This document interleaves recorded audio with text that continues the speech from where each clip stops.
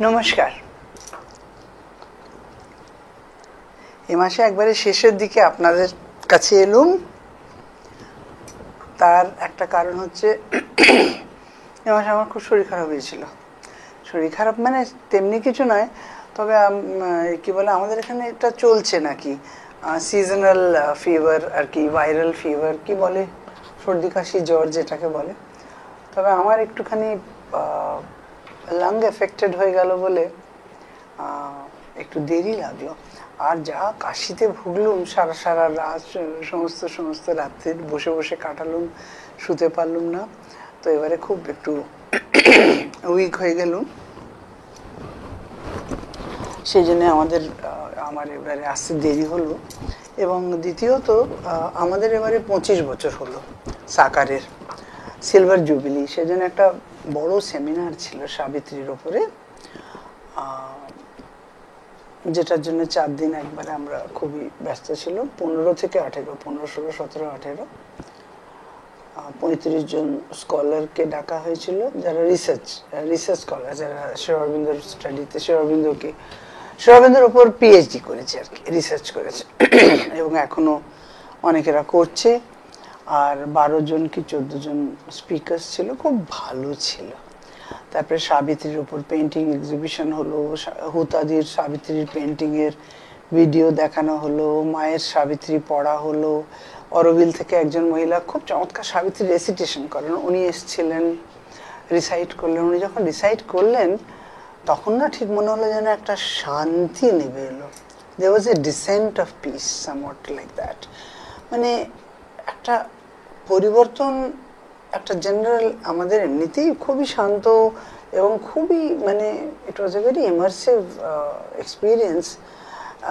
কিন্তু তার মধ্যেও একটা মনে হলো যেন একটা কিছু নেমে এলো, এত অপূর্ব। তারপরে শ্রী অরবিন্দ সিজনসের ওপর লিখেছেন, সেইগুলো পড়ে তার ওপর গান, স্প্রিংয়ের সময়, বসন্তের সময় রাগ বসন্ত, মলহারের সময় রাগ মলহার, এমনি করে আর কি। তারপরে মায়ের সাবিত্রী তো মানে মায়ের রূপ, তো সেই জন্যে মায়ের রূপের ওপর নাচ হলো। মানে ইট ওয়াজ এ ভেরি বিউটিফুল থিং। মানে আর তারা সব এখানেই ছিল, আমাদের এখানেই ছিল। আমাদের এখানে 15টা 17টা ঘর আছে। আর তাদের খাওয়া দাওয়া এখানে, সব কিছু এখানে। একদিন খালি ডাইনিং রুম পাঠিয়েছিলাম, কারণ ডাইনিং রুমের এক্সপিরিয়েন্সটা হওয়া উচিত। তো আশ্রমে যেহেতু এসছেন, আর ভোরবেলাতে আশ্রমে মেডিটেশন করে আবার বিকেলবেলা ওরা রাত্রের দিকে যেতেন ওখানে। সো একবারে অবগাহন যাকে বলে।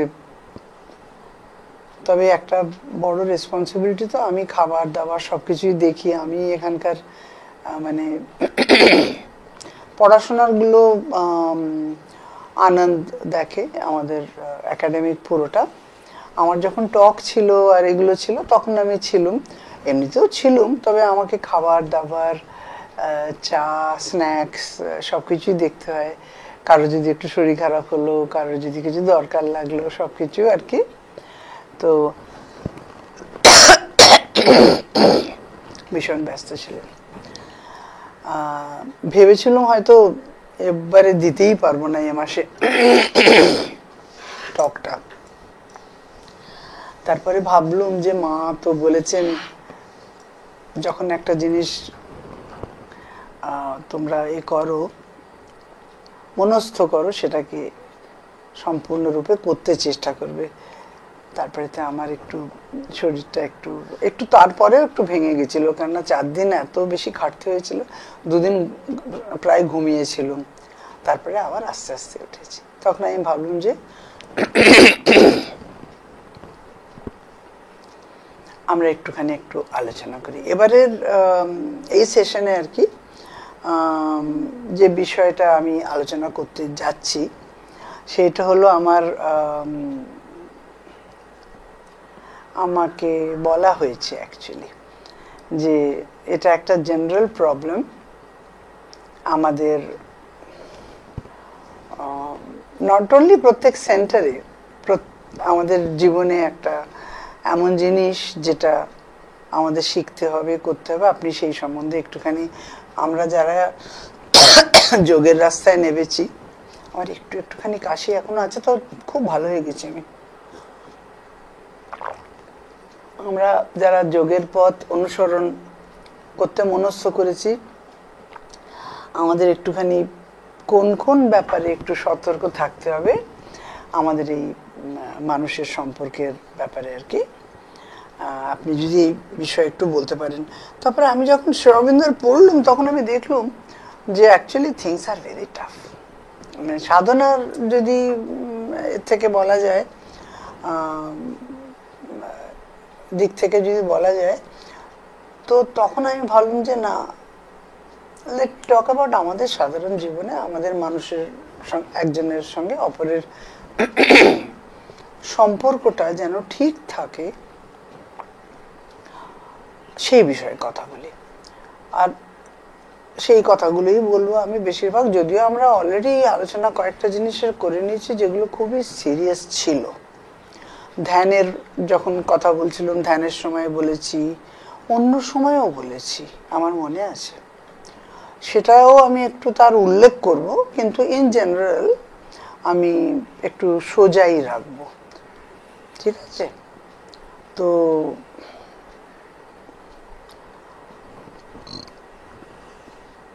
সেটা তো এবার এটা হলো সাধনায় মানবীয় সম্পর্কের প্রশ্ন, মানে মানুষের সঙ্গে মানুষের সম্পর্কটা কিরম হওয়া উচিত। আপনারা দেখবেন যে আমাদের অধিকাংশের জন্য আমরা যাই হই, গবেষক হই কি শিক্ষার্থী হই, শিক্ষক হই বা সাধক হই, জীবন সম্পর্ক দ্বারা বোনা পরিবার, বন্ধু, সহকর্মী, সমাজের মধ্যে নানা সম্পর্ক, অন্যান্য সাধক, প্রায় আমরা দেখি যে আমাদের সেরা উদ্দীপনার থাকা সত্ত্বেও অসামঞ্জস্য, ডিসহারমনি প্রকাশ পায়। এটি আশ্রমেও ঘটে, আমাদের আশ্রমেও ঘটে, যারাই হোক না কেন। এবং সম্ভবত এটি বিশেষভাবে সত্য, কারণ আশ্রমে কোনো আদর্শগত পরিপূর্ণতা, আশ্রমটা আমাদের কোনো আদর্শগত পরিপূর্ণতার স্থান তো নয়, বরং জীবনের ল্যাবরেটরি, যেখানে বিভিন্ন স্বভাব এবং পটভূমির মানুষ একত্র হয়ে আসে এবং একত্রে বাস করে, এবং অন্তর্দৃষ্টির প্রয়োজন আমাদের প্রভাবিত করে, যেন প্রভাবিত করে, সেইটি হলো আমাদের সাধনা। যারা এখানে বসবাস করেন এবং সত্যিকারভাবে সাধনার পথ অনুসরণ করার চেষ্টা করেন, তারা ভালোভাবে জানেন যে অসামঞ্জস্য বারবার আসে। সকল প্রচেষ্টা এবং সচেতনতার সত্ত্বেও যে এগুলো আসা উচিত নয় আমরা জানি, তবু সেগুলো ঘটে যায়। এবং কেন? কারণ এগুলো প্রায়শই লোয়ার ভাইটাল মুভমেন্ট, নিম্ন প্রবৃত্তির থেকে উদ্ভূত হয়। সাধনাতে আমাদের উচিত আমাদের চিন্তা, অনুভূতি, প্রতিক্রিয়া, কাজ এবং আমাদের অন্তর্নিহিত মুভমেন্ট যেগুলো আছে, তার প্রতি আমাদের আরো বেশি সচেতন হওয়া উচিত। সেটা আমাদের চেষ্টা করতেই হবে। তারপরও পরিস্থিতি ঘটে, একটা তীক্ষ্ণ বাদ সংবাদ, তর্ক বিতর্ক, একটা ভুল বোঝাবুঝি, স্বভাবের সংঘাত প্রতিঘাত, এবং হঠাৎ পরিবেশের পরিবর্তন হওয়া, পরিবর্তিত হওয়া,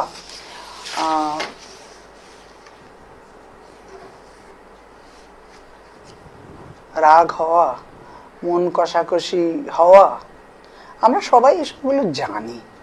আর এটা সব জায়গায় একই রকম হয়। তারপরও এসব নিয়ে একসাথে বিবেচনা করা, সতর্কতার প্রয়োজন আমাদের স্মরণ করা, একটু আধটু তার বিশ্লেষণ করা, এবং শ্রীমা ও শ্রী অরবিন্দের পথ প্রদর্শন থেকে আমাদের শেখা প্রয়োজন। এবং এগুলি যেন কার্যকরী হয়,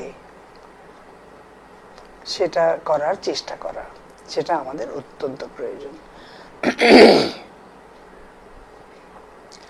আমি আমার অভিজ্ঞতা থেকে একটা ছোট্ট ঘটনা ভাগ করতে চাই। অনেক বছর আগে, তখন মা আমাকে পাঠিয়েছিলেন এতে অরোভিলের স্কুলেতে শিক্ষক হিসেবে। তো তখন আপনারা হয়তো জানেন শ্রদ্ধাবানকে, না? সাবিত্রী ভবনের শ্রদ্ধাবান। এবং শ্রদ্ধাবান বেশ অনেকগুলো বই লিখেছে, দ্য ল্যাঙ্গুয়েজ অফ সাবিত্রী বলে, 12টা ভলিউম, ভালো বইগুলো। She is from England, British ভদ্রমহিলা। তো উনিও তখন ছিলেন। আর এবং আমরা, আমাদের মধ্যে আমি, আনন্দ, শতদলদা ছিলেন, উনি একটু পরে এসেছিলেন অবশ্য। তারপরে আমরা সব মিলিয়ে 5 জন কি 6 জন টিচার আমাদেরকে মা নিজে পাঠিয়েছিলেন, নিজে চুজ করে পাঠিয়েছিলেন, চয়ন করে পাঠানো হয়েছিল আমাদেরকে অরোভিলেতে। তখন অরোভিলের পরিস্থিতি তো সবাই শুরু হচ্ছে না, কিছুই ছিল না আর কি। তো একদিন কি হলো, খুব সকালে শ্রদ্ধামান আমার কাছে এসে বললে, Dipshikha, I am feeling very sorry, তুমি আমায় ক্ষমা করে দিও। তুমি করেছোটা কি যে আমি তোমায় ক্ষমা করব? বলছে, না, I thought ill of you. আমি তোমার সম্বন্ধে কিছু ভুল চিন্তা এবং কিছু খারাপ চিন্তা আমার মনে এসেছিল, যেটা আমার আসা উচিত হয়নি। সেই জন্য আমি তোমাকে রিকোয়েস্ট করছি, তুমি আমায় ক্ষমা করে দিও বলে হাতটা জোর করে, ভোরবেলা, তখন সকালবেলা সবে আমরা উঠেছি, চলে গেল। দেখুন, আমি আজ পর্যন্ত জানি না, ও তো মারাও গেল বছর 2 আগে, নয় কি? উনি আমার চেয়ে 5-6 বছরের বড় ছিলেন। তো আমি আজ পর্যন্ত জানি না কি ওর মনে হয়েছিল, কি, অনলি বিকজ উনি এটা যখন মনে আসায়, ওনার যখন মনে এলো, তখন উনি বুঝলেন যে এটা আমার ভুল চিন্তা হয়েছে, এটা আমার, এটা হওয়া উচিত হয়নি। অথচ আমি জানিও না, ও আমাকে বলেনি, আমিও জানি না, কিন্তু এসে আমার কাছে, দিস ইজ কল্ড সচেতনতা। এত সচেতন যে না, আমি একটা ভুল কাজ যখন করেছি, উনি যখন এখানেই আছেন, আমি একটুখানি বলে আসি। অথচ আমি আজ পর্যন্ত জানি না কি জন্যে। আর ওই যে চেক করলো নিজেকে, না আমার এমনি কুচিন্তা কিংবা যাই কিছু একটা এসছে ওর মনে। কারণ কি হয়, আমরা যখন একসঙ্গে পড়াই, প্রত্যেকের মেথডস আলাদা। এবং তখন তো আমাদের একবারে গাঁয়ের বাচ্চারা, একেবারে গাঁয়ের, তামিল গাঁয়ের বাচ্চারা, যেখানে কোনো স্কুল ছিল না, ছিল না, একেবারে মানে অজ গাঁ। আর তারপরেতে আমাদের অরোভিল তখন সবই শুরু হয়েছে। ফ্রান্স থেকে ওই যে বাস এলো, 100 জন মিনিমাম, তাতে ফ্রেঞ্চ, তারা বেশিরভাগ ফ্রেঞ্চ ছিল, কিন্তু ইউরোপিয়ান, অন্য ইউরোপিয়ান কান্ট্রিজ থেকেও ছিল। তো একদিক থেকে উন্নত কান্ট্রিজের ছেলেমেয়েরা, আর একদিকে একেবারে ভিলেজ, মানে খুব একটা ইন্টারেস্টিং এক্সপেরিমেন্ট ছিল শ্রীমায়ের, আর অপূর্ব ছিল অ্যাকচুয়ালি। আমাদের একটা খুব এনরিচিং এক্সপিরিয়েন্স হয়েছিল। তখন আমরা সব 20 বছরের, মানে আমরা সব, মানে 20 বছর means we were in our 20s, মানে 25, 26, 27, 28 এমনি আমাদের, মানে 25 থেকে 30, 24 থেকে 30 এমনি বয়স ছিল। আমাদের ছেলেমেয়েরা ছিল, ছোট ছিল কিছু, বাট ইউজুয়ালি বিটুইন 8, 9 to 16, 17। যাই হোক, তো আমি এই যে কথাটা বলছি, সাধনায় সতর্কতার প্রয়োজন। আমরা ভুল চিন্তা করলেও আমাদের, we have to be careful. কিন্তু আমাদের অধিকাংশের সঙ্গে কি ঘটে, যখন আমরা সতর্কতায় ঢিল দিই, তখন এই নিম্ন প্রবৃত্তিগুলি অবচেতনভাবে আমাদের ভেতরে প্রবেশ করে। আমরা এটা জানি। একটা ছোট্ট ছেদ, একটা ছোট্ট ছিদ্র, যেটা দিয়ে তারা ঢোকে এবং তাদের বৃদ্ধি হয়। কারণ আমরা যেহেতু সচেতন নয়, একটি নীরব অসন্তোষ অযাচিতভাবে থাকে এবং সেটাও আস্তে আস্তে, কেননা তারা চায় না যে মানুষরা রাগ, দেশ,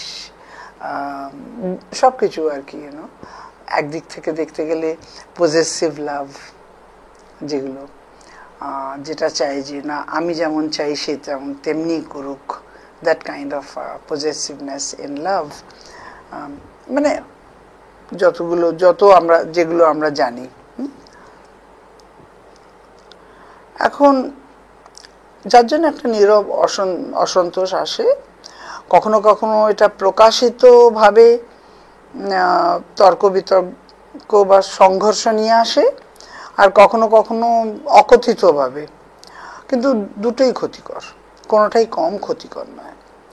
কারণ নীরবতা, অনেকেরা চুপচাপ থাকে, তার এই অর্থ নয় যে সবকিছু ভালো, সবকিছু ঠিকঠাক চলছে। জীবনটা তো দেখলুম, তো অনেক মানুষ অন্তর্মুখী হয় বা স্বভাবতই তারা একটু শান্ত হয়, বেশি কথা টথা বলে না, কিন্তু ভেতরে তারা গভীরভাবে বিপর্যস্ত হয়। আমি আর যা কথা বলছি আমি এমনি দেখেছি বলে বলছি, it's my experience in life, not only reading from letters on yoga. তাদের হৃদয় বড় ভারী থাকে, চুপচাপ থাকে, কিন্তু বোঝা ভারী থাকে, আর কিছু বলতে পারেন না। তারপর তাদের অন্তর্নিহিত মানে অস্থিরতাটা যেটা, সেটা somehow or the other vibration wise পুরো পরিবেশকে প্রভাবিত করে।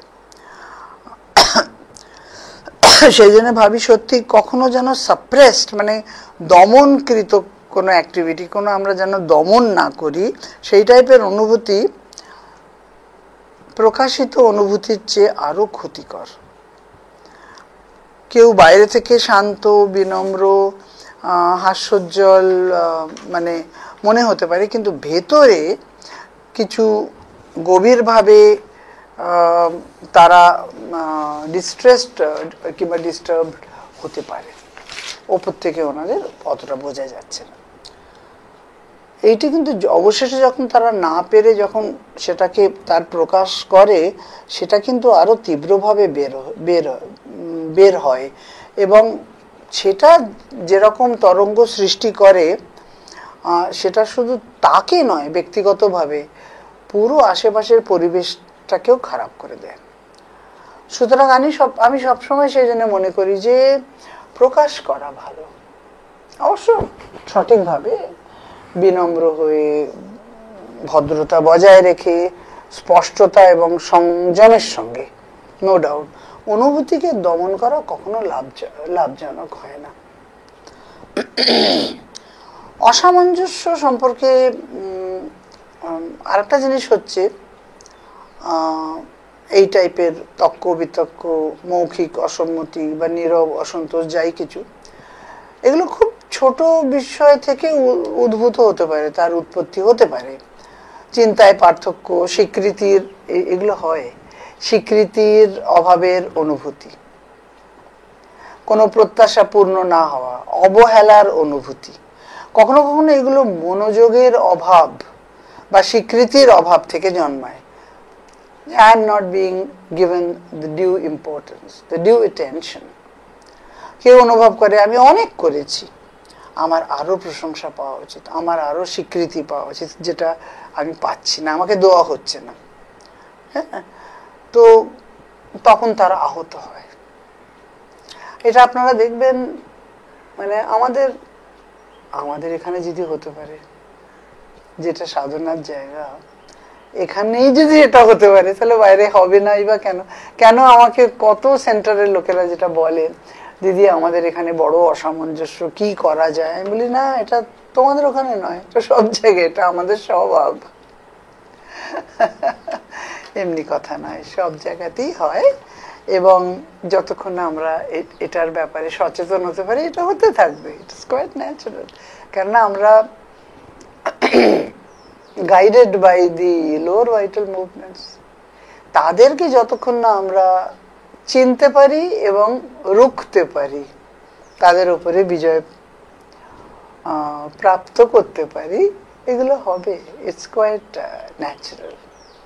আমি এটা করেছি, আমি সেটা করেছি, সে তো এত কিছু করলো না, কিন্তু this that, I mean everything.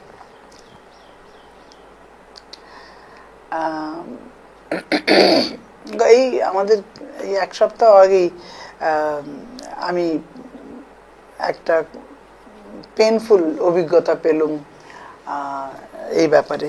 আমাদের এখানে একজন রিসার্চ স্কলার, উনি নিজেকে একটুখানি বড্ড বেশি ভাবেন। She is not bad, she is a good speaker, আমি সে কথা বলছি না, গুড টিচার অলসো।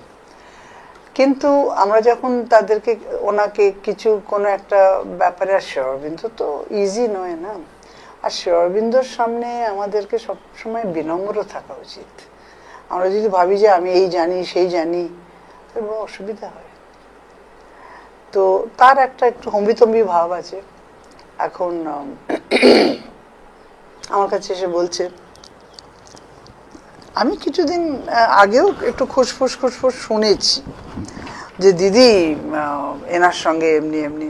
তখন আমি বললাম যে তোমরা তোমাদের কাজ করো, ওনার সঙ্গে তোমার কি, ওনাকে তো আমরা দিয়েছি, আমরা তো প্রজেক্টগুলো তো আমরা দিই নয় কি, তারপরে সে প্রজেক্টগুলো আমরা দেখি এবং তার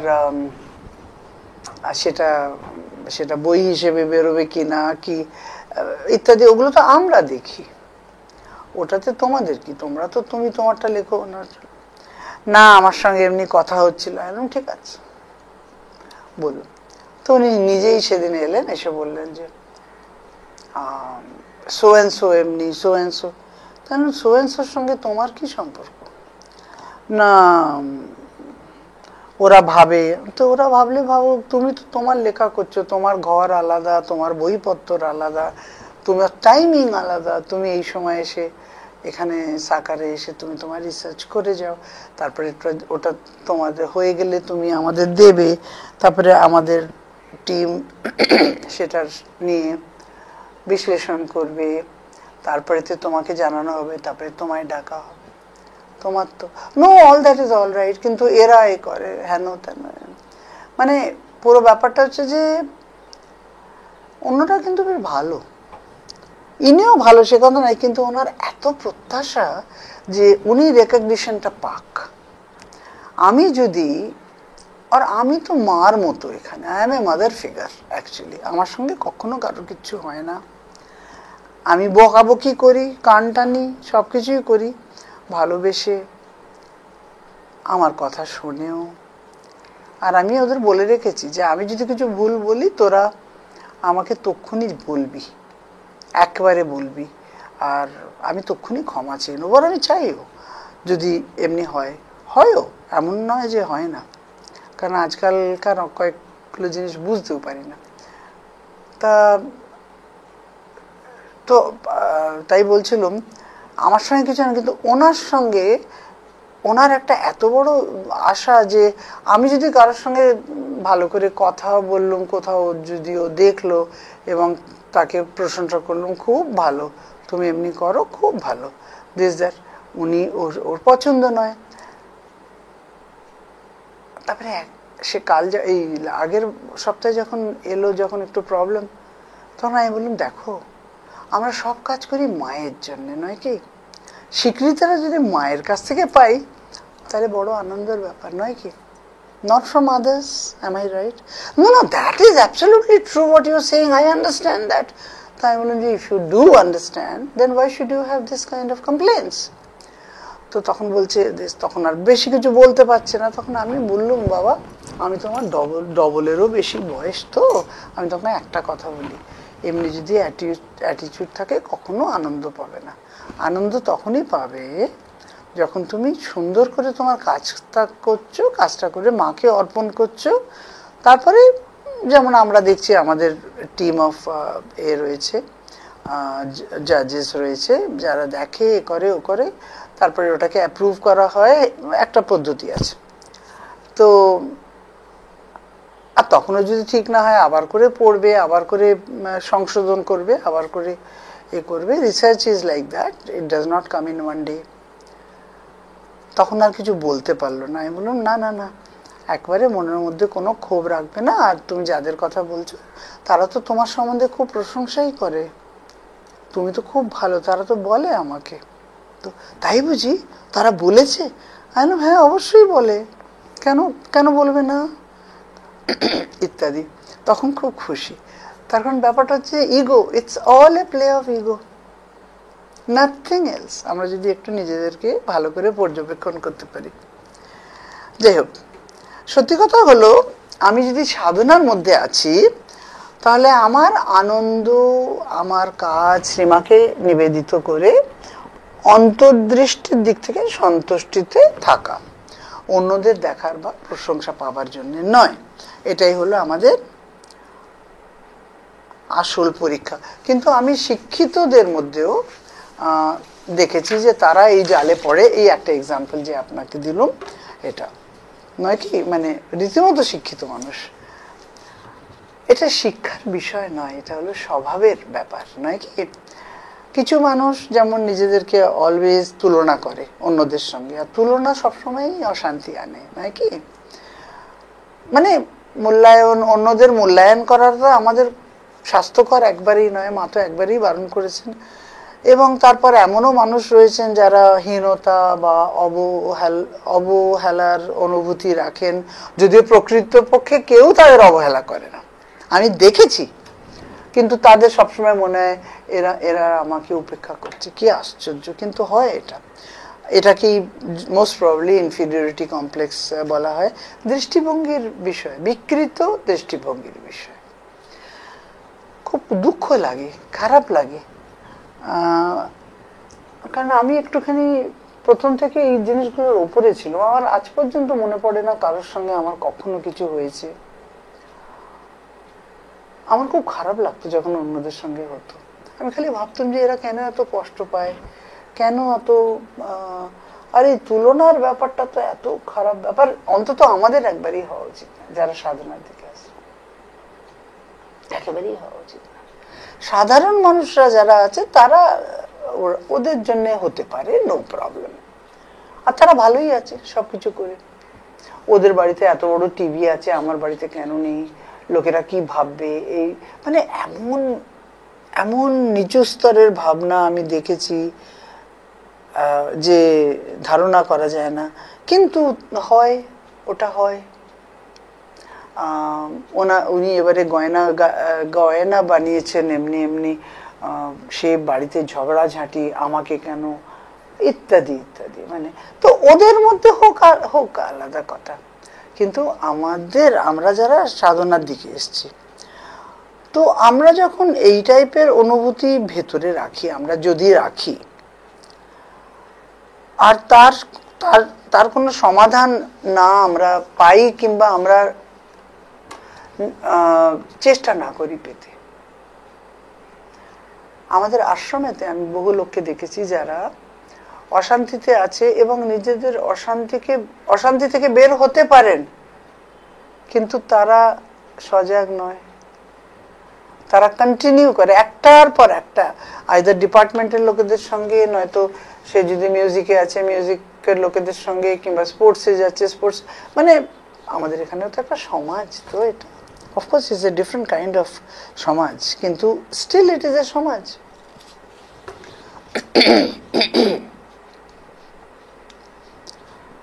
আর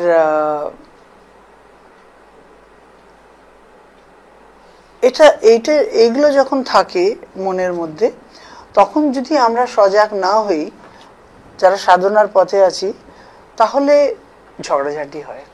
সেগুলো যখন বেরোয় তখন একটু বিকৃতভাবে, আনব্যালেন্সড ভাবে হয়। আর সেটা ভালো না, সেটা একেবারেই ভালো না। কেননা তখন তাদের সংযম চলে যায়, অনেক কিছু আর কি, সদ্ভাব তো একবারে থাকেই না। তো এই প্রধান প্রবলেমটা হলো সম্পর্কগুলো আমাদের বাইরে রয়েছে এবং সাধনা আমাদের ভেতরে রয়েছে, এটা আমাদের জানতে হবে। সম্পর্ক বাহ্যিক ক্ষেত্রে আমাদের অন্যদের সঙ্গে যোগাযোগ, পরিস্থিতি, অবস্থান সবকিছু, কিন্তু সাধনা একটি অন্তর্যাত্রা, নয় কি? মা বলেন, শ্রী অরবিন্দ বলেন যে প্রত্যেকটা থটস যদি এক একটা চিন্তা, ওই শ্রদ্ধাবানের কথা বলছেন, ও চিন্তা ভুল করেছে বলে আমার কাছে এসছে, তাহলে আমাদের কত বেশি জাগ্রত হতে হবে, নয় কি? Feelings, emotions, everything, in everything.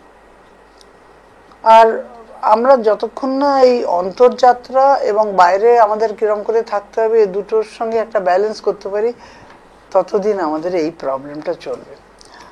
এখন কারণ আমাদের জীবনটা তো সাধারণ মানুষের জীবন নয় না, আমরা একটা অন্য রকমের জীবন যাপন করব বলে মনস্থ করেছি। সাধারণ মানুষদের ওরা এই বিষয়গুলো লক্ষ্যও করে না, তারা সুখী থাকে, আয় করে, কাজ করে, বন্ধু বানায়, পারিবারিক জীবন উপভোগ করে, মন্দিরে যায়, কুলদেবতার পুজো করে, সবকিছুই করে, আর ভালোও থাকে। And they can be very good house, very good people, ভালো হৃদয়ের মানুষ, কিন্তু তাদের কাছে স্বভাব পরিবর্তনের ব্যাপারে তো কোনো কিছু নেই না, কোনো অন্তর্দৃষ্টি করবার কোনো তো তাদের দরকার নেই না, তাদের জীবন বাহ্যিক এবং তারা সন্তুষ্ট, গুড পিপল, নো প্রবলেম। তাদের জীবনে ঝড়ঝাপটা আসে, তারা নিজের মতো সেটাকে করে নেয়, তার থেকে যা শেখবার সেটা শেখে, কিন্তু তাদের জীবনটা ভেতরের জীবন নয় না। তো সেই জন্য তাদের এইসব পর্যবেক্ষণের দরকার নেই, সেটা আমাদের বিশ্লেষণগুলো করতে হবে, অ্যানালাইজ করতে হবে, ভেতরে দেখতে হবে, নিজেদেরকে শুদ্ধ তৈরি করতে হবে, শুদ্ধ হতে হবে। এটাই সাধারণ জীবন আর সাধনার জীবনের মধ্যে পার্থক্য। তো সেই জন্যে আর আরেকটা জিনিস যেটা আমরা করি, যেই আমরা অসুখী হই, আমাদের মধ্যে যখন প্রবলেম হয়, আমরা অন্যদের দোষ দিই।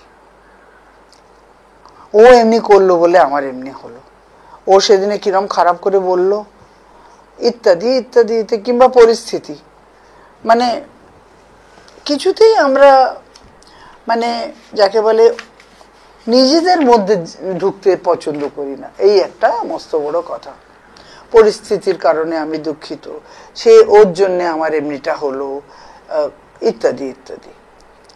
কিন্তু শ্রীমা যেমন সব সময় স্মরণ করান, যদি কিছু তোমার কাছে আসে, যতই বিপরীত হোক, যতই অপ্রত্যাশিত হোক, এর পেছনে অবশ্যই কোনো কারণ আছে, এটা জানবে। কিচ্ছু হয় না, শ্রী অরবিন্দ বলেছেন there is no coincidence in our life, আমাদের জীবনে এমন কিছু হয় না যে হঠাৎ করে হয়ে গেল, না রে বাবা। স্পেশালি যখন সাধনাতে আছি, তখন এক একটা জিনিস আমাদের জীবনে আসে, যেটা আসা উচিত, যেটা না আসলে আমি শিখতে পারবো না, আমি আগে আর অগ্রসর হতে পারবো না, আমার চেতনার উন্নতি হবে না। আমাকে বুঝতে হবে, মা বলেছেন যে তোমার মধ্যে কিছু আছে যেটা সেটাকে, সেই পরিস্থিতিটাকে আকৃষ্ট করেছে। দোষ দেওয়ার পরিবর্তে আমাদের প্রশ্ন করতে হবে, এতে আমার ভেতরে কি প্রতিক্রিয়া হলো, কি ঘটলো, কোন জিনিসটা আমার এইটাকে আকৃষ্ট করেছে, এই পরিস্থিতি থেকে, এই ব্যাপারটার মধ্যে থেকে আমি কি শিখবো, কিছু একটা শেখার আছে। এটাই এগিয়ে যাওয়ার আমাদের মা যা বলেছেন একমাত্র পথ সাধনাতে। না হলে আমরা বারবার বিতর্ক, অসন্তোষ, তুলনা, অভিযোগ, এসবের চক্রে পড়ে থাকবো, এটাতে আটকে যাব, জীবনও ভারী হয়ে যাবে, পরিবেশও মেঘলা হয়ে যাবে, সাধনার আনন্দটা কোথাও থাকবে না। তাহলে সাধনায় একটা দারুণ আনন্দ আছে, ওরে বাবা, সে আনন্দ কিছুতে পাওয়া যায় না, কোনো মেটেরিয়াল জিনিস আপনাকে সেই আনন্দটা দিতে পারবে না, এটা আমি হলফ করে বলতে পারি। মাকে স্মরণ করাতেই যা আনন্দ, সেটা কি অন্য কিছু দিতে পারে? আর সাধনাটা তো মায়ের গাইডেন্সটাকে নিজের মধ্যে নেওয়া নয় কি? এর চেয়ে বড় আনন্দ, এর চেয়ে বড় পাথেও আমাদের কিছু নেই। মানে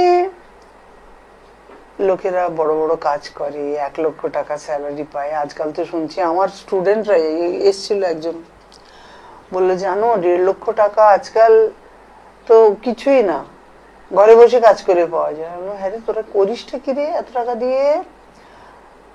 যাই হোক, তা কিন্তু এত টাকা পেলেও সেই শান্তি পাওয়া যায় না যে শান্তিটা সাধনার মধ্যে আছে, যদি কেউ সত্যি করে ঢুকতে পারে। হিউম্যান রিলেশন এর প্রশ্নে আরো গভীরে যদি যাই, তাহলে আমাদের সকলকে আমরা ছোট হই বা বড়, সাধনায় নতুন হলুম কি উন্নত হলুম,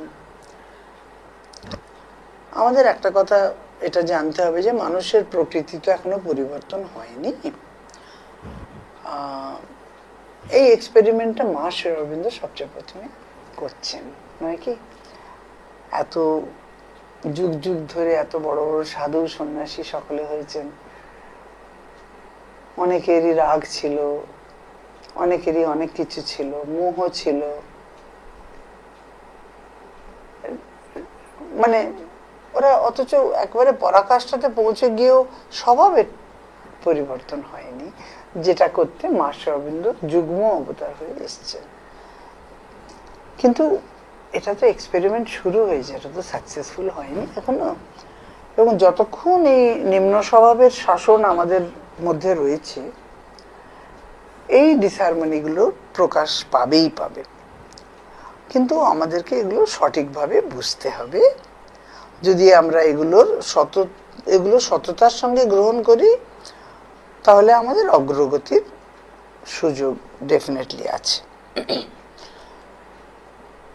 তো শ্রী অরবিন্দ যেমন লিখেছেন যে নিম্ন প্রবৃত্তিগুলো হলো এই সমস্যার মূল উৎস। লোয়ার ভাইটাল প্রবৃত্তি, ছোট ছোট ইচ্ছা, দাবি, রোষ, ঈর্ষা, অসন্তোষ ইত্যাদি তে ভরা, মানে লোয়ার ভাইটালটা এইসব এতে ভরা। এটি অশান্ত এবং এটাকে সন্তুষ্ট করা বড় শক্ত। এটি স্বীকৃতি, প্রশংসা, সুবিধা, সুখ সবকিছু নিজের জন্য চায়। আর যখন এগুলি পায় না, তখন তারা হতাশা অনুভব করে। আর সেই হতাশার প্রতিক্রিয়াটা ভালো হয় না। আমরা আমাদের মধ্যে এই জিনিসটা দেখতে পাই যখন আমরা বিরক্ত হই। আমাদের কেউ অভিবাদন করলো না, কেউ সেই প্রশংসা পেয়েছে যেটা আমার পাওয়া উচিত ছিল। আমি এত সুন্দর একটা জিনিস প্রস্তাব করলুম, সেটা ওরা নিল না, অবহেলা করল। মানে ছোট ছোট বিষয় এগুলো, কিন্তু মনে হয় ছোট ছোট বিষয়, আর বিষয়গুলো সত্যি আমার কাছে বড় নয়। আমি যদি ঠিক মতো নিতে পারি, আরে ঠিক আছে, নিল না তো নিল না, আমি তো বলে দিলাম, আমি তো ভালো করেই বললাম, ভালো মনেই বললাম, ঠিক আছে ওরা করুক এই এক্সপেরিমেন্টটা। হয়তো এই এক্সপেরিমেন্টটা যদি ঠিক মতো না হয়, তাহলে হয়তো আমার কাছে আসবে। কিন্তু এমনি করে নেয় না, তাদের আবার মানে আনফর্চুনেটলি তারা এমন ব্যবহার করে এবং তাদের ভাইব্রেশন এমন হয়ে যায় যে পুরো পরিবেশটা একটুখানি হয়ে যায়। তো শ্রীমা একবার বলেছিলেন যে আমাদের যোগে একটা বড় বড় বাধা যেটা হলো, সেটা হলো মানুষ একে অপরের সঙ্গে হারমোনি রাখতে জানে না। তো তিনি সেই সময় বলেছিলেন যে প্রায়ই সঠিক কাজের, মানে আমাদের আশ্রমের ব্যাপারে আর কি, সঠিক কাজে বিলম্বটা কেন হচ্ছে, দেরিটা কেন হচ্ছে, সেটা বাহ্যিক, উনি বলছেন যে বাহ্যিক প্রতিবাদের কারণে হয় না, বরং তাদের ভেতরের যে সংঘাত, ঈর্ষা এবং ডিসহারমনির কারণে হয়, তাদের স্বভাবের জন্য হয়, স্বভাবের প্রতিক্রিয়ার জন্য হয়।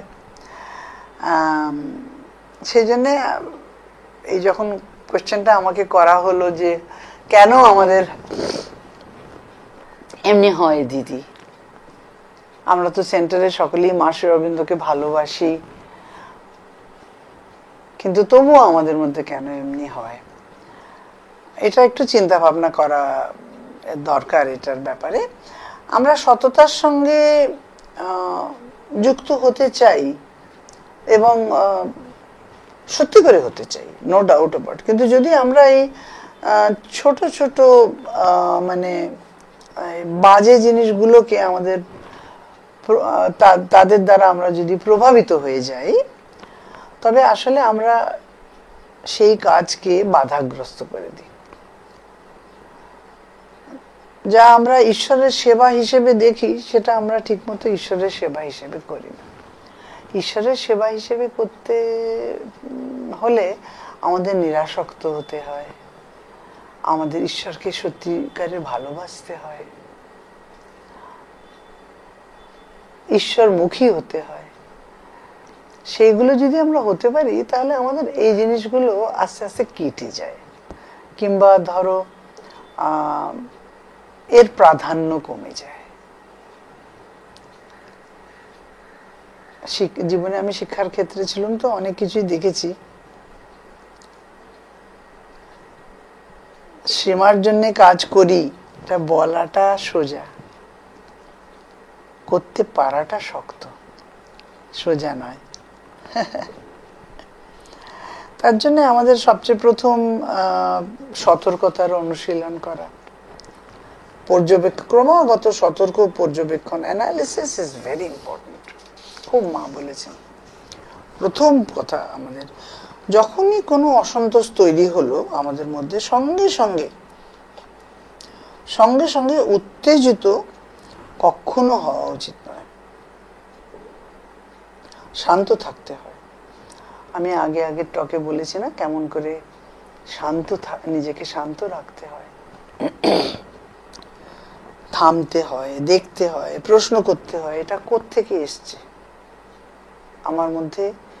এই প্রশ্নটা, এই অসন্তোষটা, এই একটা বিরোধ ভাব, একটা আনহ্যাপি কোত্থেকে, আনইজিনেস মা যেটাকে বলে, কোত্থেকে? এটা কি সত্যি যথাযথ, নাকি কেবল আমার নিম্ন প্রবৃত্তির দাবি? আমরা দেখবো যে এটি ইউজুয়ালি শেষেরটি হয়, লোর ভাইটালিটির দাবি হয়। এই আত্মপর্যবেক্ষণ ধীরে ধীরে আমরা যদি রেগুলারলি করতে পারি, তাহলে এটা মানে আমাদের নিম্ন প্রবৃত্তির গুলোর উপর দখল কমায়। ওটা হলো প্রথম জিনিস, সতর্কতা। দ্বিতীয়ত হলো সদ্ভাবের, মা যে বলেছেন না, গুডউইল ফর অল, খুব ইম্পর্টেন্ট। সদ্ভাবের অনুভূতি গড়ে তোলাটা ভীষণ দরকার। যখন কেউ বিরোধী মনে হয়, এটা মা বলেছেন নট ভেরি ইজি। এখন আমি কথাই তো বলছি সাধকদের জন্য না, সেজন্য সবকিছু তো ইজি হয় না। যখন কেউ বিরোধী মনে হয়, মা বলেছেন, তখন তাদের প্রতি সদ্ভাব রাখতে হয়। It's not easy at all. এটা সহজ নয়, বিশেষ করে যখন আমরা একটু আহত তার দ্বারা, তখন তো অল দ্য মোর ডিফিকাল্ট, কিন্তু করতে হবে। কিন্তু যদি আমরা সত্যিকার ভাবে তাদের উন্নতির কামনা করি, তবে তখন ঠিক আছে, হলো, উনি আমাকে এমনি করে, উনি আমাকে অপমান করলেন, ঠিক আছে, আমি দেখে নেব এই অপমানটার আমি যোগ্য কিনা। যদি যোগ্য হই, খুব ভালো কথা, আমাকে এর থেকে বেরোতে হবে, আমাকে এটা করতে হবে। আমি হয়তো নিজের দিকে সত্যি ভালো করে দেখতে পাচ্ছি না বলে এটা হচ্ছে। আর যদি না হয়, ঠিক আছে, আমি যেমন আছি ঠিক আছে, ওনার হয়তো একটা মিসআন্ডারস্ট্যান্ডিং, ঠিক আছে, উনি নিজেকে ঠিক করে নেবেন, যাই হোক। তবে সত্যিকারের ভাবে তাদের উন্নতির যদি আমরা কামনা করি, in spite of their bad behaviour, মা বলেন, তাহলে সঙ্গে সঙ্গে পরিবেশটা পরিবর্তিত হয়ে যায়। আমার যদি প্রতিক্রিয়াটা খুব নিউট্রাল হয়,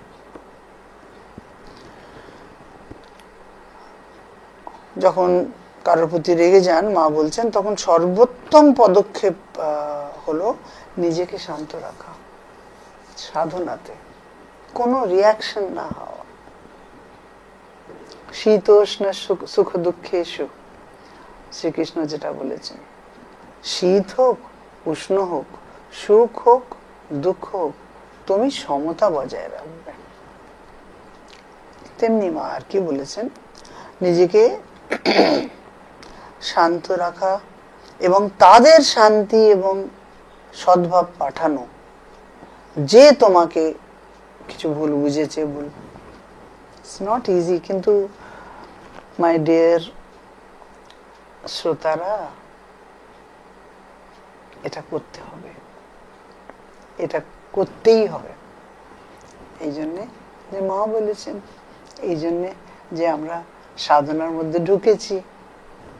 কিছু তো, সবকিছু তো সোজা হয় না। আমি যদি বাংলায় ভালো হলাম, ফিজিক্সে খারাপ। আমি যদি অঙ্কে ভালো হলাম, জিওগ্রাফিতে অতটা ভালো না। ওটা তো হয় না। তার জন্য তো খুব পড়াশোনা করতে হয় রাত রাত জেগে। তো এটা তো আমাদের জীবনে করতেই হবে। এটা তো আমাদের জীবনের ধারাটাই আমরা পাল্টাতে চাচ্ছি, নয় কি? তো মা বললেন যে এটা মানে এটা এত কার্যকরী যে আগুনে ঠান্ডা জল ঢালার মতো, জ্বালা শান্ত হয়ে যায়। সেকেন্ড, হ্যাঁ, এটা হলো সদ্ভাব। তৃতীয়টা হলো সততার সঙ্গে সংলাপের অভ্যেস। যদি কারোর সঙ্গে অসুবিধা থাকে, সরাসরি শান্ত হয়ে, বিনয়ী হয়ে, সংবেদনশীল হয়ে তাদের সঙ্গে কথা বলা উত্তম। অর্ধেক সমস্যা অকথিত অসন্তোষ থেকে আসে। কিন্তু আমাদের কথোপকথনের ধরনটা খুব গুরুত্বপূর্ণ। সেটা সম্পূর্ণ সদ্ভাবের সঙ্গে, কোন রকম যেন কঠিন কঠোর শব্দ না ইউজ করা হয়। মৃদু কিন্তু দৃঢ় একটা ফার্মনেস, সততার একটা, অনেস্টির, সিনসিয়ারিটির একটা ফার্মনেস থাকে। কাউকে জোরে কথা বলবার দরকার নেই। ইফ আই এম ট্রুথফুল, আমি আসতে বললেও তার একটা অন্য রকমের প্রভাব হবেই হবে, হতেই হবে। এটা আমার এক্সপিরিয়েন্সের কথা বলছি একেবারে।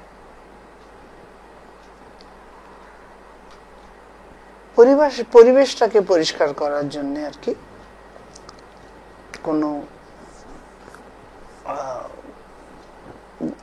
দৃঢ়ভাবে কিছু করা, মানে কিছু কঠোর ভাবে না। এটি একটি মানে এমন একটা শৃঙ্খলা যেটা আমাদের জীবনে শিখতেই হবে। যদি আমরা সমাজে, এটা আমি যে কথাটা বলছি আজকে তো কালেকটিভের ব্যাপার না, এটা তো individual Sadhana, but for collective living, নয় কি? আমাদের জোটটা তো বেসিক্যালি কালেকটিভ, নয় কি? তো কালেকটিভ লিভিং এ, সমাজের মধ্যে যদি আমাদের শান্তি এবং সততা বজায় রেখে চলতে হয়, তাহলে আমাদের জীবনে কয়েকটা শৃঙ্খলা মানতেই হবে। তারপরেরটা, চতুর্থটা হলো সবসময় রিমেম্বার অ্যান্ড অফার, ঈশ্বরকে স্মরণ করা। আমরা যদি সত্যি করে এই জিনিসটা করতে পারি, এটা একটা বিরাট, এটা সবচেয়ে বড় জিনিস অ্যাকর্ডিং টু মি। আমি যদি মাকে সত্যি করে সবসময় মনের মধ্যে স্মরণে রাখতে পারি, তাহলে কি আমি এইসব যখন হচ্ছে, আমরা একটা কালেকটিভিটির মধ্যে রয়েছি, আর আমি যদি ফিল করছি যে মাও আছেন এখানে উপস্থিত, তিনি আমাদের দেখছেন, আমাদের পর্যবেক্ষণ করছেন, এটা যদি আমি মনে রাখতে পারি, তাহলে আমরা কি ঝগড়া, কঠোরতা বা ছোট ছোট ঈর্ষার মধ্যে পড়তে পারি না।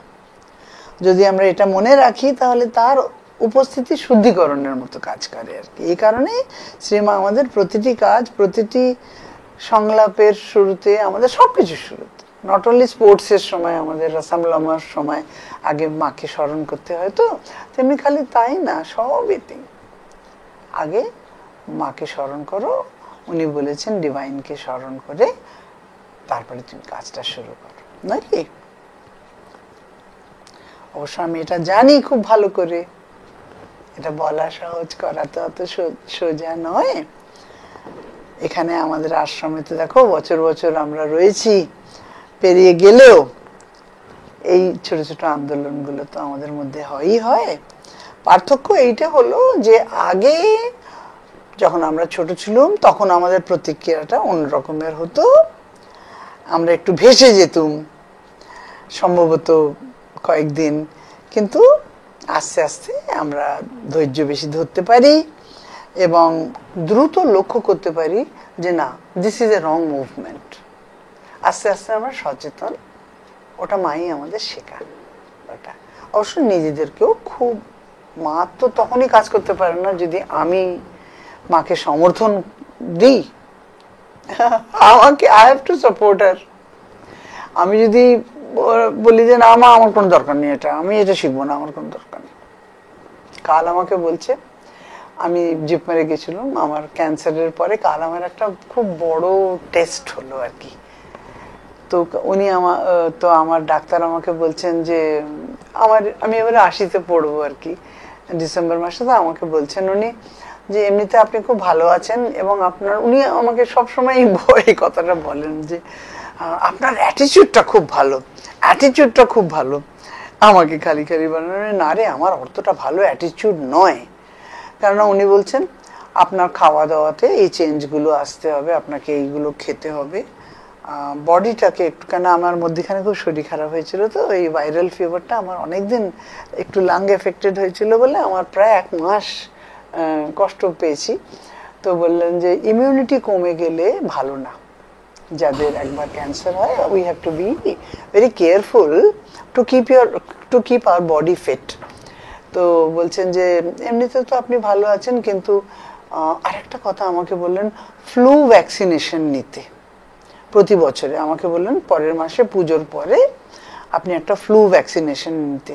আমি এই জন্য বলছি তোমাদের সকলকে যে তোমরা তো ছোট ছোট, তোমাদের মা বাবারা যাদের 70-এর উপর বয়স হয়েছে, কি লেট 60s, কি ইন দেয়ার 70s, আমার তো এবারে 80-তে পড়বো। তো বলছেন যে উনি আমাকে ডাক্তার বলছেন যে আমার মা বাবাকে আমি প্রতি বছর দিই, ওটাতে একটু ইমিউনিটি বাড়ে, ফ্লু ভ্যাকসিনেশন। কালকেই আমাকে উনি বললেন, তো তোমরা না তোমাদের মা বাবার জন্য এটার ব্যবস্থা করো। উনি বললেন এটাতে ভালো হয়। আমি এবারে ভুগলুম বলে বেশি করে বললেন। তখন উনি আমাকে খুব শ্রদ্ধা করেন। তো উনি আমাকে বললেন যে না আপনি আপনাকে ভীষণ, তখন আমাকে বলছে যে কিন্তু কয়েকটা এক্সারসাইজ তো আপনি, ওই একটা জিনিস আমি একেবারে করি না। পড়াশোনা করি, রান্না বান্না করতে পছন্দ করি, গান বাজনা তো আমার আছেই আছে। তো আমি কিন্তু, তখন আমাকে বলছেন যে আপনি একটু স্ট্রেচিং করবেন।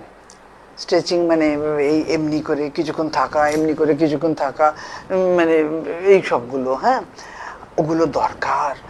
কয়েকটা যৌগিক পজিশন আপনি একটু করবেন, ওটা কিন্তু খুব ভালো হবে। আমি হ্যাঁ করবো বাবা, তুমি যখন অমনি করে বলছে নয়তো আপনার কোনো অসুবিধে নেই, ইউ আর কোয়াইট অ্যাক্টিভ, কিন্তু ওই এক্সারসাইজটা আর কি করতে হবে আমাকে বলছেন। তো কেন আমি এইসব কথা বলছি, সব এই কেন ভুল আমি আমার ভুলে যাচ্ছি আজকাল অনেক কিছু। তো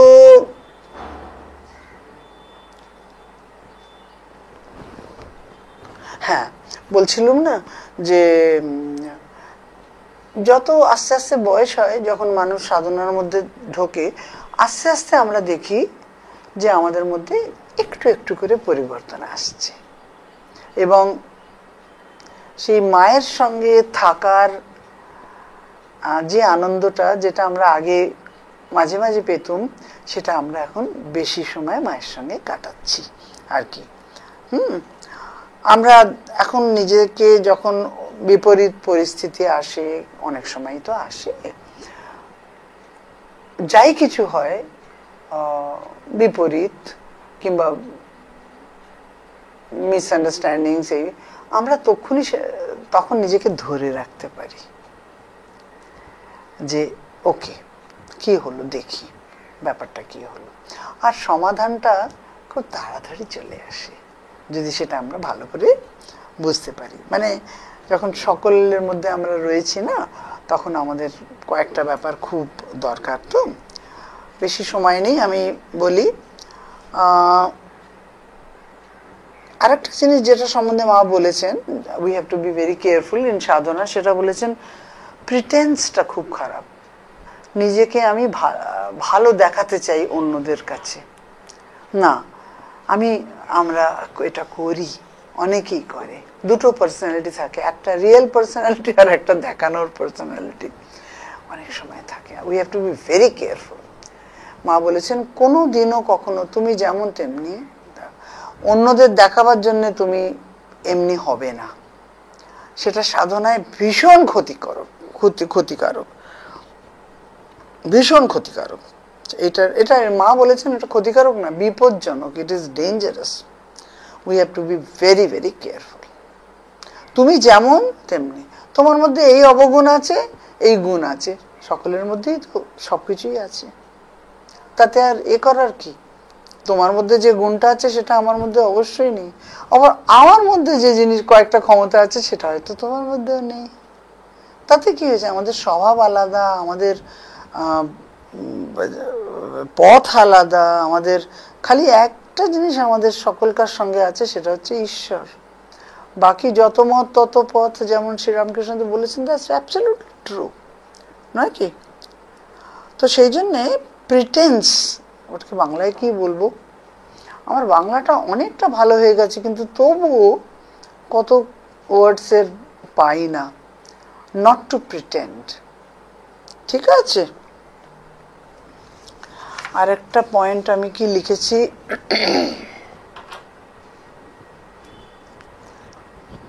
এটা তো সত্যি কথা যে আমরা যখনই বুঝি যে আমাদের এটা ভুল হচ্ছে, তখনই মাকে স্মরণ করা, তাকে সমর্পণ করা, ওটা আমাদের উত্তম পথ। মা, আমার মধ্যে এই রাগ এসছে, মা আমি এটা চাই না, আমি বড় ভুল এটা করলুম, আমি এটা চাই না, তুমি দেখো।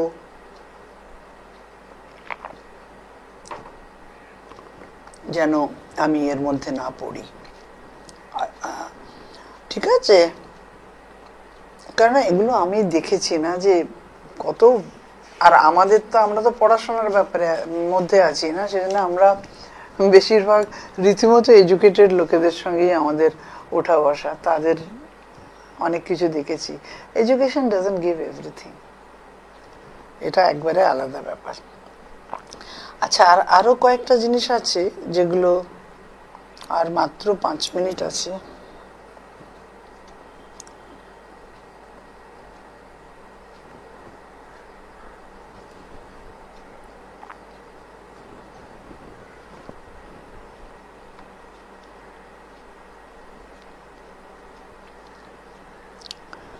মা আর কি বলছেন যে, মা একটা জায়গায় বলছেন যে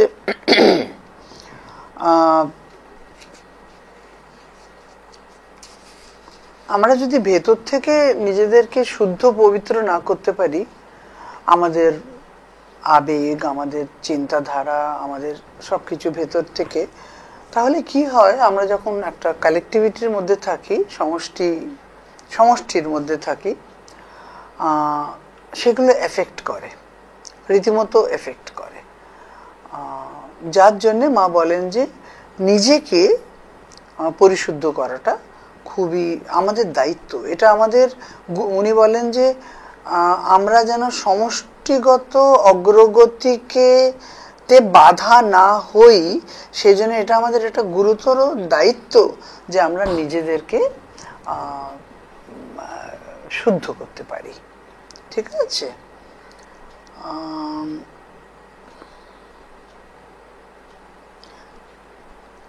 এখানে লেখা রয়েছে 3টি মূল দৃষ্টিভঙ্গি কথা মা বলেছেন। একটা হচ্ছে নম্রতা, ধৈর্য এবং কৃতজ্ঞতা। আমি কিন্তু সবকিছু আজকে কালেকটিভ লাইফের মধ্যে মানুষের সঙ্গে, মানুষের একের অপরের সঙ্গে কি সম্পর্ক থাকা উচিত, কেমন করে সেটা ভালো হয়, ঠিক হয়, সেই সম্বন্ধে কথা বলছি, ঠিক আছে? তো ধৈর্য এই জন্যে যে কোনো পরিবর্তন সময় সাপেক্ষ, সময় নেয়, আর অন্যদের বা নিজেদের কাছ থেকে আমরা রাতারাতি কোনো রকম পরিবর্তনের আশা করতে যেহেতু পারি না, একে অপরের সঙ্গে সেই জন্য ধৈর্য রাখা খুবই দরকার। পারস্পরিক অসম্পূর্ণতা সহ্য করতে হয়, আমাদের কৃতজ্ঞতা, কারণ প্রতিটি সম্পর্ক কঠিন হোক বা না হোক একটা আমাদের উন্নতির সুযোগ দেয়। যারা আমাদের মা বলেছেন, যারা আমাদের সবচেয়ে বেশি বিরক্ত করে প্রায়ই তারা আমরা দেখব যে আমরা তাদের থেকে বেশি শিখি। যদি আমরা আমাদের মধ্যে অগ্রগতির সরঞ্জামটা একটুখানি সেই হিসেবে নিজেদেরকে দেখতে পারি, তাহলে আমরা তাদের প্রতি কৃতজ্ঞ হব। ঠিক আছে? আর এটাও উনি বলেছেন যে তোমরা কখনো ভুলে যেও না যে তুমি এখানে সুখ সুবিধার জন্য আসনি, তুমি এখানে এসেছো পরিবর্তনের জন্য, ফর এ ট্রান্সফরমেশন, রাইট? তো তুমি যদি সুখ সুবিধা একমাত্র খোঁজো তাহলে হতাশ হবে। যদি পরিবর্তন, ট্রান্সফরমেশন, রূপান্তর খোঁজো তাহলে প্রতিটি কঠিন সমস্যা যেটা তোমার জীবনে আসবে সেটাও অর্থপূর্ণ হয়ে উঠবে। আর কি আছে,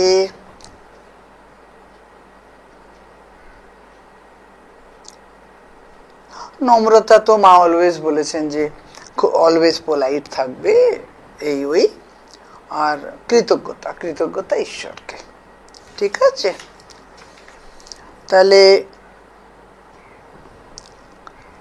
আর একটা জিনিস বলে আমি শেষ করতে চাই, সেটা হলো যে আমি আগে আপনাদের সঙ্গে যখন কথা বলেছি সাধনার বিষয়ে, তখন আমি বলেছিলাম যে একটা অনাসক্ত দৃষ্টিভঙ্গি হওয়া ভীষণ দরকার, নয়তো নিম্ন প্রবৃত্তিগুলোকে আমরা দেখব কি করে। আমি ছোট্ট এক মিনিটের একটা কথা বলছি। শ্রী অরবিন্দ মা বারবার বলেছেন এবং আমাদের অন্য বহু বইতে আপনারা পাবেন যে নিজেকে নিজের বাইরে থেকে দেখতে হয়। আমি আমার নিজের বাইরে গেছি, ঠিক আছে, অবজেক্টিভ সাবজেক্টিভ যেটাকে বলে। তো আমি যখন নিজের বাইরে গেছি, বাইরে থেকে আমি আমাকে দেখছি, ঠিক আছে। আপনারা একটা কথা জানবেন যে আমরা কখনো চিন্তামুক্ত হই না, সেটার জন্য আলাদা আমি ধ্যানের কথা বলেছি না, হাউ টু কন্ট্রোল থটস, ধ্যানের সময় বলেছিলাম, ধ্যানের যে ক্লাসগুলো নিয়েছিলাম কিংবা যে চর্চাগুলো হয়েছিল, ক্লাস বলতে বড় খারাপ লাগে, কেননা এগুলো তো ক্লাস নয়, এগুলো চর্চা। আপনারাও সাধক, আমিও সাধক, তো আমাদের নিজেদের মধ্যে পরস্পরের মধ্যে। তো তখন আমি বলেছিলাম যে বাইরে থেকে যখন আমরা নিজেদেরকে দেখি, আমি তখনও বাইরে বসে আছি, নিজের মধ্যে নেই। ইমাজিন, শ্রী অরবিন্দ বলেছেন না, কল্পনা করো। তো বাইরে বসে আছি, আমি দেখছি আমার মনে, তখনও আমার মধ্যে ধরো চলছে, আমি রাগ করছি কারোর ওপর, কোনো একটা সিচুয়েশন হয়েছে এবং আমি রাগ করছি, সেইটার কথা ভেবে আমি তখন আই এম গেটিং অ্যাংরি। সেই আমি বাইরে থেকে নিজেকে দেখছি, সেই যখন আমি রাগ করছি, ক্রোধিত হচ্ছি, তখন আমি বাইরে থেকে আমাকে নিজের মধ্যে দেখছি কি পরিবর্তন আসছে। তখন আমার মুখ বদলে যাচ্ছে, তখন আমার পুরো জিনিসটা, আমার পার্সোনালিটিটাই বদলে যাচ্ছে। আমি নিজেকে এমনি খারাপ কখনো দেখিনি। তো ওটা যতক্ষণ না আমরা নিজের বাইরে যাই নিজেকে দেখতে পাই না। It's a difficult exercise. আমি আগেও বলেছি, মা শ্রী অরবিন্দ এটাকে বলে অনাসক্ত দৃষ্টি, ডিট্যাচড ভিশন। এটা আমাদের করতেই হবে সাধনাতে, নিজেদেরকে বাইরে থেকে দেখতে হবে।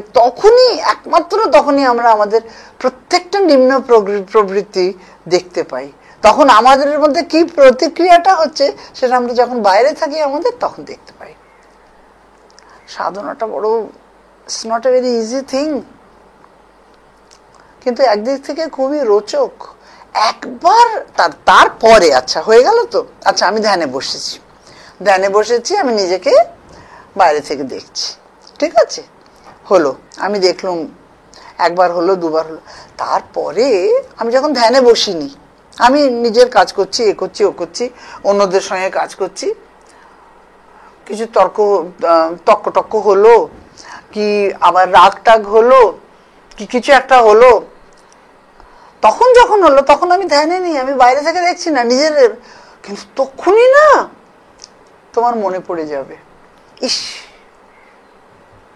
আমার এমনি করা উচিত নয়, আমাকে নিশ্চয়ই দেখতে তেমনি লাগছে, তখন যে দেখেছিলাম নিজেকে এত আগলি, ইস এত খারাপ, না না না আমি এর মধ্যে ঢুকতে চাই না। তখনই মা বলেন তুমি স্টেপ ব্যাক করো, যেই তুমি রিয়েলাইজ করো যে something is wrong, something is uneasy, something you are getting into which is not worth you, not at all, তখন তুমি ভেতরে যাবে। আর একবার তুমি যখন স্টেপ ব্যাক করো তখন you are with the mother. উফ, সত্যি যোগ সাধনার যে কি চমৎকার জিনিস, এর আনন্দটা যারা পায় তারা বুঝতে পারে, আর আপনারা নিশ্চয়ই পেয়েছেন। তবে আমি আলোচনাতে একটু মনে করিয়ে দিচ্ছি, সেই কালেকটিভ লিভিং এটা একটা সাধনার ব্যাপার। কালেকটিভ লিভিংয়ে আনন্দ বজায় রাখা, সামঞ্জস্য বজায় রাখা, এটা একটা সাধনার ব্যাপার। তাই আমি ভাবলাম যে আমাকে যখন এই কোশ্চেনগুলো করা হয়েছে তখন আমি একটা আলোচনা এর ওপর করি। অক্টোবর মাসে নিশ্চয়ই আসবো। অক্টোবর মাসে আমাকে একটুখানি মাইসোরের দিকে যেতে হবে, তারপরে আসার পরে আবার কোনো একটা সাধনার টপিকের ওপর আবার কথা বলবো, ঠিক আছে? পুজো আপনারা ভালো কাটান, জলমগ্ন এবারে, তাই তো দেখলুম টিভিতে। আমাদের এখানে মাঝে মাঝে বৃষ্টি হচ্ছে, তবে আমাদের এখানে বৃষ্টি হয় না, পুজোও হয় না, আমাদের সবকিছুই সমাধি, সবকিছুই মা। তবে আপনারা আনন্দ করুন, খুব আনন্দ করুন। আর আমার সঙ্গে দেখা হবে আবার পরের মাসে, আর পরের মাসে আবার কালী পুজো, দেয়ালি নয় কি? এখানে আবার দেয়ালিটা খুব বড় করে করে, দুর্গা পুজো হয় না যদিও। রাখলাম, হ্যাঁ, নমস্কার, ভালো থাকবেন, আর বি কেয়ারফুল ইন ওয়াটার, সকলে যেন স্বাস্থ্য ভালো রাখবেন। নমস্কার।